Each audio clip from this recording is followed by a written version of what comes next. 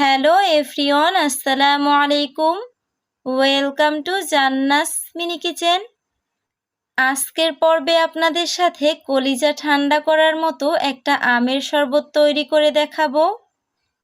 আর বাসাতেই যদি এমন স্বাস্থ্যকর আমের শরবত তৈরি করা যায় তাহলে কিন্তু আর বাহির থেকে আমের শরবত কিনে খেতে হবে না।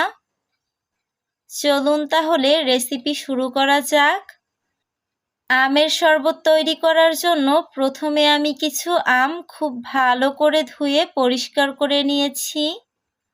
এবার আমগুলোকে মুছে খুব ভালো করে ছিলে উপরের স্কিনটা ফেলে দিয়েছি।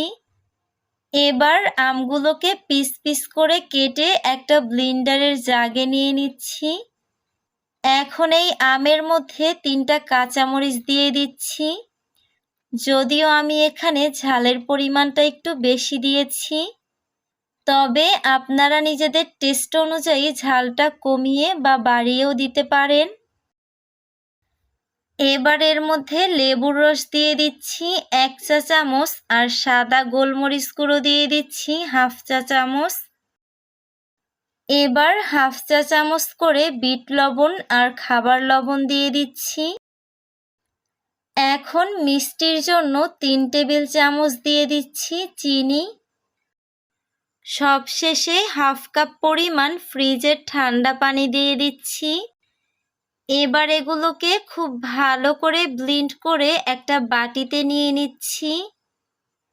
এখন এর মধ্যে পরিমাণ মতো ঠান্ডা পানি মিক্স করে নিব। এই তো তৈরি হয়ে গেল আমার আজকের রেসিপি ঠান্ডা ঠান্ডা আমের শরবত। দেখতেই পারলেন অল্প সময়ের মধ্যে কতটা সহজভাবে খুবই মজার আমের শরবত তৈরি করা যায়। আশা করছি আমার আজকের রেসিপি আপনাদের ভালো লেগেছে। ভালো লাগলে লাইক, কমেন্ট, শেয়ার করবেন। আজকের মতো এখানেই বিদায় নিচ্ছি। সবাই ভালো থাকবেন। আল্লাহ হাফেজ।